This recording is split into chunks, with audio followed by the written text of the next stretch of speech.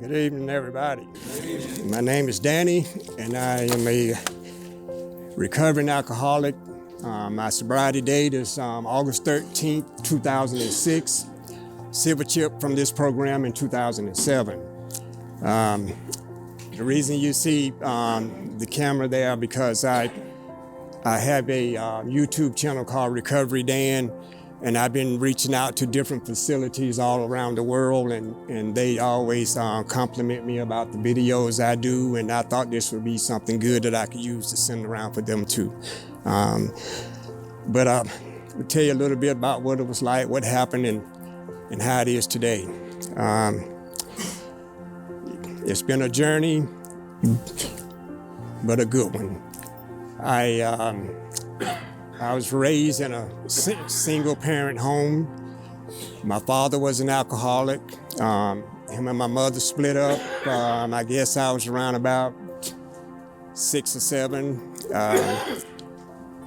But sad to say, my deepest memory of him was his abuse to my mother, that he would go out with his friends, and I remember as a kid hearing him say, man, talking to his friends, or what are you gonna do tonight? Well, I guess I'll go home and beat my wife. And you know, as a child, you know, that's it's very painful. But I do remember once I got up in age that he tried to come back to her, and I remember getting a butcher knife and putting it in my shirt and said, if he even think about it, then it's over. But thank God that didn't happen. But man, you know, but she done a great job raising 4 of us. I have 3 sisters, and she did the best she could to raise us. And it you know, my problems wasn't her fault. That was just me wanting to do what Danny wanted to do, doing it my way. Did manage to do okay in school, graduated, but that's when it all started. You know, this thing about getting high and drinking every day, I live my life for that. You know, back then that was, if you were smoking weed and drinking and then the drug you could get, then, you know, hey, you thought you were the man. But short-lived. I do remember in high school, I had a friend of mine that his mother was a nurse. He bought 50 Valiums to school and gave them to me. I never had taken Valium, but I remember that I took 25 and my friend took 25. We hit a car and didn't even know we hit it. He was at work and drank a hot cup of coffee down in one swallow. I remember being, passed out, and the law woke me up. That was here in Raleigh where I was working at a restaurant here. And man, they told me that I walked from downtown Raleigh all the way to North Hills, and it was raining, and it felt like it took me 5 minutes. I mean, I was just out of it for days. They found my friend in the library. He went to school and slept, and they didn't even know he slept in the school all night. I mean, I guess we were lucky to be alive. But the thing about it, you know, I got my first DWI at 18 years old. You know, I went on from there. I was able to, you know, get out of that and decided I would go into the military. So I went into the Navy. Graduated from boot camp. The first night they gave us liberty, they found me behind the bushes. My first night, they found me behind the bushes, had to carry me back to the barracks. You know, I laughed. I thought, man, I got tore up last night, you know, no big deal. But it was just progressive, because even in my A school, we had a beer machine right there in the dorm where we were at. You know, you could go get a can of beer for a quarter, 35 cents. I mean, you know, I think it kind of contributed to the problem. I got it, you know, shortly after that, I got another DWI, and another one all together. I had spent probably 6 years. They gave me 6 years in prison for the DWIs that I got. Every time it was a 2-year sentence. But thank God that out of those all those DWIs, out of those 6 years, I probably spent 30 days in prison. For some fortunate reason, I just they would let me out. But you know, I got married. And, you know, everything was going good. You know, I had a problem. I was into the bondage of addiction and didn't even realize it. I felt like it was normal to get drunk and get high every day. I didn't see it being a problem for me. But man, after tearing up cars and my wife having to take me to work and she's picking me up from work. She's got to drive 30 miles one way just to pick me up and take me. And the first thing I say in the car, can you stop at the store? Can you stop at the store, because I wanted to get something to drink. Never dawned on me that I may have a problem. Maybe I need to do something about this. You know, it never dawned on me. But, you know, this thing with addiction, man, it takes us further than we want to go, and it certainly keeps us there longer than we want to stay.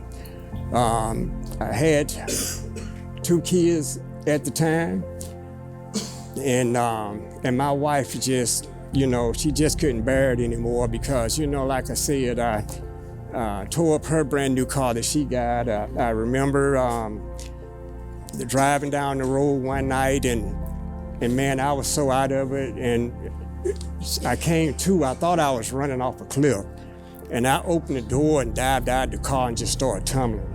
And the car just kind of cruised down in the road and stopped. I finally get back to the car, and here comes the car behind me, bam! And the guy walks up to me, looks at me, and said, man, oh, you drunk. Got back in his car and left. I'm standing in the middle of the road, hey, come back, come back, come back. I remember another incident. Some friends came over, and one of my friends told me, he said, Dan, I'm going on leave next week, and I'm going to Detroit. I said, oh, cool. The next thing I know, I'm downtown San Diego, and blue lights are on me, and I look over, the guy's not even in the car. It's just that subconscious thinking that he told me he was going, and he was going to catch the bus. And so for some reason, I get in the car and go to the bus station. He's not even in the car. This guy went home hours ago. And so when the police come up to the door, I didn't say one word. I opened my door, I got out, opened the back door in his car and got in there. Because I said, you know what, man, something's not right. I mean, you don't have to talk. You don't have to talk to me. You ain't got to explain nothing. I'm getting in the back seat. Man, I was scared to death. But I've had so many instances where, you know, I don't understand that all this stuff that's going on, that I just didn't think about stopping. You know, drugs are part of my story, but my drug of choice was alcohol. I started with it and I finished with it.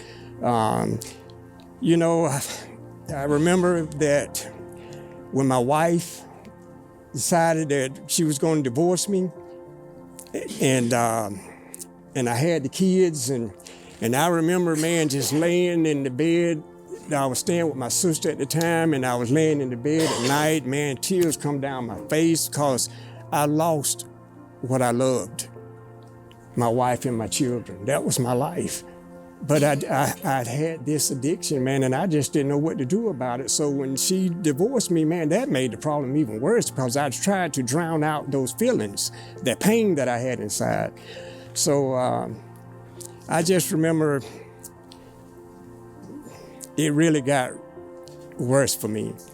I remember I got drunk every day I could. I got high every day I could. Anything, man, just to suppress those feelings that I had.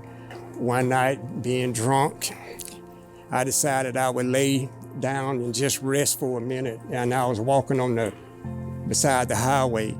And I remember someone tapping me on the shoulder. And when I looked over like that, the guy's tie truck was right here. And he said, man, it was 5:30 in the morning. And he goes, man, I never looked down coming through here, but something told me to look down. And there I was. He put me in the truck and gave me a ride where I needed to go. You would have thought that I would have thought about, you know, maybe I need some help. It didn't faze me one bit. Even my sister ended up, I had to get out of the house because of my drinking. I stayed out in a barn behind the house. No electricity, no nothing, just there. I remember nights it was cold, and I remember even then, I remember one night for sure that I was laying there and I felt something cold go across my chest, and I grabbed it, and it was a snake. And so, man, I swung the door open and rolled the door out, and I remember there was 2 feet of snow on the ground, and I thought that they would at least say, man, why don't you come in the house before you freeze to death out there? They didn't say nothing.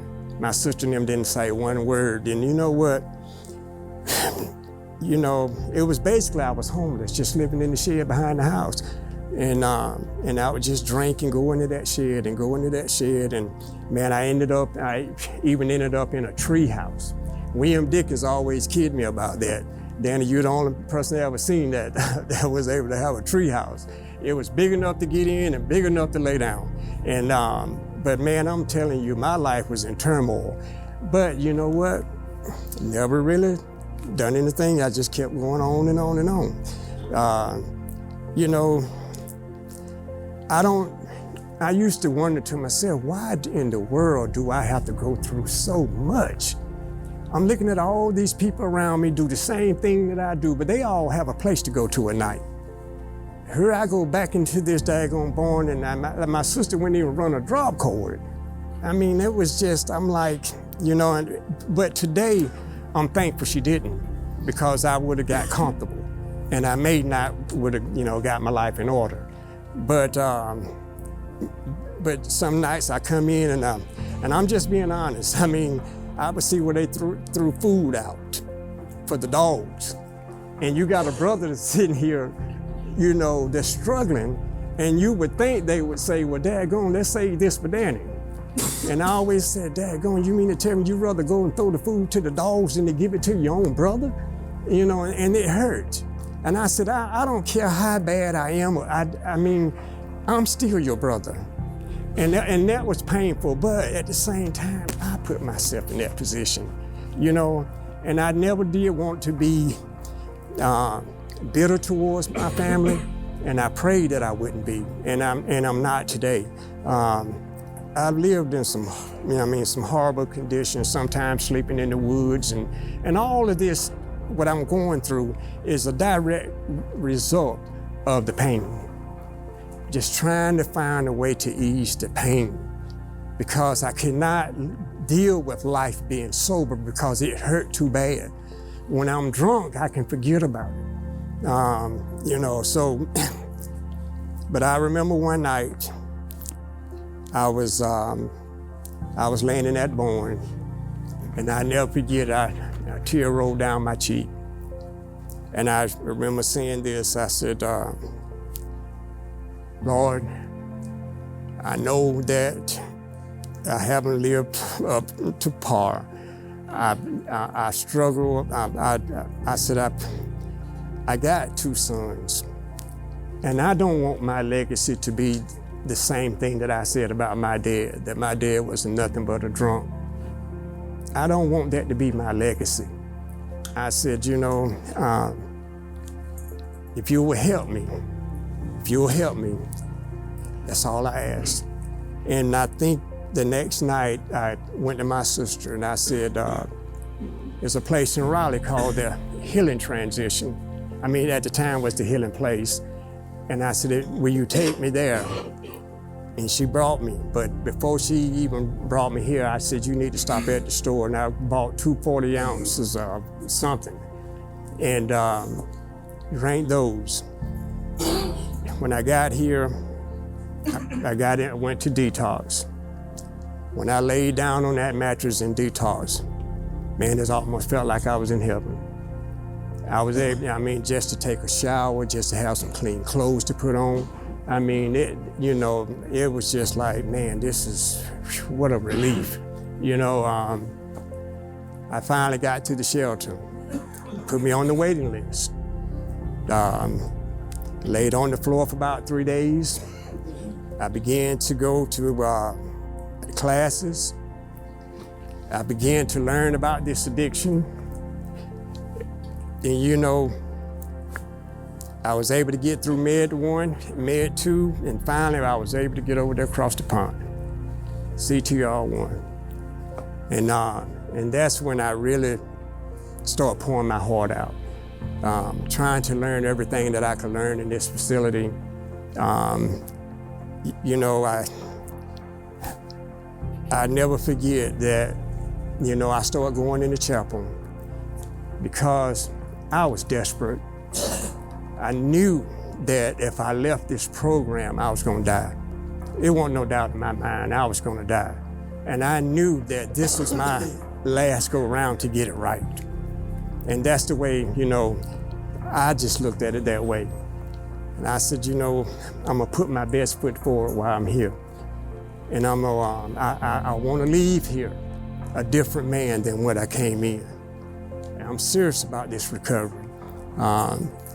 But when I started going in the chapel, I'll tell you this, I began to pray. You know, this is a religious program because every time you turn around, God's name is all over it. And it's not there by accident. But I began to call out to this God. And I specifically made my prayer this. I said, Lord, if you don't ever do nothing for me, would you do one thing? That's all I ask you to do, one thing for me. If you will do that, I will be thankful to you forever. The one thing that I asked, I said, would you instill something in me to hate drugs and alcohol? I said, if you'll do that for me, I would thank you every day of my life. And I got up from that prayer and I just felt different. I just felt different. I began to believe that, you know what? I can do this. I can do this. And boy, I just, I prayed every day. Because I'm gonna tell you something, I was desperate. Yeah, I was desperate. And I didn't want to die. I didn't want to leave here. I had made up in my mind, if you set me back, so be it. I'm not leaving. I'm not leaving here until I get what I came for. I want to be like the people before me that I seen come up here and get a silver chair. Why can't I get one? What's stopping me from getting one? My mindset was just, you know, my mindset was just totally, man, I can do this. I don't regret one day that I spent here, not one day. You know, I had a lot of friends, and even with my friends, if you want talking recovery around me, we can joke and kid around, but if you want to go back and romance the past, then you need to find another friend. I need to live. I need to live. I don't need to romance the past. What's so good about it? If it was so good, why are we here? If it was so good, why are we here? So yeah, it's nothing to romance. I need to be looking at the future. What am I going to do when I leave this program? What am I going to do when temptation comes my way? Am I going to be able to say no when somebody throws some crack out there, or somebody throw this or throw that, tell you that? Am I going to be strong enough to say no? That bothered me. And that's when I was praying, Lord, you got to give me the strength to say no. Because if you don't, I'm going to die. And that's the way, and when I left here, I moved down to Cameron Village. They told me in this program that I went to that there would be no drugs and alcohol in this place that I was moving into. As soon as I walked through the door, two guys were there. I bet they had a quarter pound of weed on the table. They had moonshine liquor, a half a gallon. And I said, man, look at this. I went downstairs to my room. I got on my knees. I said, Lord, I prayed so hard at the healing transition that you wouldn't put me in an environment like this. What's going on? And I said, nevertheless, I'm going to trust you. And I'll be honest with y'all, in 30 days, both of those guys were out. I didn't do anything. One went to prison, and the other one went to Durham on his car and came back walking, had sold his car for drugs. And he left. And I had that place to myself until I moved in the apartment up there at Lennox Chase. I didn't have to do nothing, but I had to trust the process. I had to trust it. Because, you know, life today is it's amazing. It's amazing. I had been blessed so much. Me and William Dickens were working together at Ford Produce when I was here, and William had silver chip right before me. And man, I'm gonna tell you the truth. Doors started opening up for me. I didn't have to do anything. I mean, I was getting bonuses, and I mean, and this is the God-heaven truth. I hadn't got back with my wife yet, but I called her and I told her, I said, you know what? I got so much money coming in from stuff that I'm scared. I'm scared. I'm literally scared because I mean, money was just coming there which way I could turn. And they were just like from my job, employee of the year. I mean, just money just popping out. They drawing names. I'm winning $500 here. I mean, I was just like, man, wow. But I told those guys in that house when I came back upstairs, I said, I'm gonna tell y'all something. I got 10 months of clean time. I just left the healing transition. I said, they told me when I come to this house, there will be no drugs and alcohol. I don't care what you do, but if I see you, either one of you doing this again in this house, I'm gonna call these people that sent me here because I got too much work in this, man. I cannot let you guys ruin this for me. This means everything to me, my sobriety. And I'm not gonna sit here and watch y'all sit there and smoke weed and get drunk. And I said, you know, I would call these people and let them know what's going on. And they did stop. Like I said, in 30 days, both of those guys were out. But, you know, I was fortunate enough, man, that to be able to get my wife back. I was so thankful for that. This is an amazing program. It really is. And but you really have to be desperate, man, because you know what? We were desperate out there when we was out there hunting down dope, when we were out there drinking. I lost a couple of friends since I've been gone. One of my friends I was talking to a couple of weeks, he went to some type of event and they found him in his car dead, slumped over at the steering wheel. You know, you can't let nothing deter what you're trying to do here. You know, it's just like you can have a mentor or you may, and some people sometimes even a sponsor you might get up one morning, your sponsor could be in detox. And you're looking at it, it's a blow to you. Because you're thinking that, hey, you're looking up to this person and you see them come back to detox, you'd be like, how in the world am I gonna make it? How in the world am I gonna make it? But the thing about it, you have to make up your mind. No matter what happens, I'm gonna stay the course. I'm going to stay the course. You know, when temptation comes my way, I tell you what, I say it all the time. I never forget the pain. I never, ever want to feel like that again. That sadness, that emptiness, that loneliness. I mean, when you're by yourself, it's a sad, sad feeling, man. Spend every dime that you got. And it's the same thing week after week. You get paid, you're broke. You get paid, you're broke. How many rims have I put on a drug dealer's car? How many cars have I bought for drug dealers? And now I tell you what, you go to them when you run out of money and see what they give you. They treat you like a piece of dirt. You're nothing to them. And I made up my mind, a drug dealer, you'll never get another dime from me. Stores, you don't never have to worry about me going in there buying another drop of alcohol. When somebody's in a grocery store and they got a case of beer in front of me, you know what I do? I look up and thank the Lord. I thank you, Lord, that I don't have that desire today. Because like I said, it's about living, guys. This is about living. When you're here, don't take it for granted. Don't take it for granted.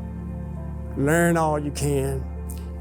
Get the strength each and every day to be ready to go when you leave here, to go out there and face the world and all the temptations that'll come your way. If you go out and for some reason you make a mistake and you slip up, you know what? Get back up. Get back up. A just man falls 7 times, but he gets back up. So you don't have to beat yourself over the head if you relapse or whatever. You know what? I promised myself when I was here, if I ever relapse, I'm gonna run back to detox. I'm gonna run back to detox because I know, my life is on the line here. And but guys, I didn't want to drag this on. I just wanted to give you a short version of my story. I can tell you today, God has been good to me. He's been good to my family. That's my son right there doing this video for me. Those are the blessings that come with this. I have grandchildren today. I left, I was blessed to be able to get a job that paid me, extremely well. Retired from that. You're talking about a drunk that laid in the ditch. You're talking about a drug addict that stayed broke every week. You're talking about a person that lived his life every day just to get high. Nothing else mattered to me but getting high. That's all that mattered to me. And here it is now, 17 years and some months, man, and I have no desire whatsoever to ever use drink or nothing. Because you know what?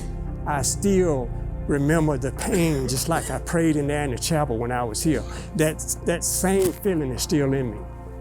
I hate drugs, I hate alcohol, I hate what it does to our lives. It ruins us, it takes everything that we love.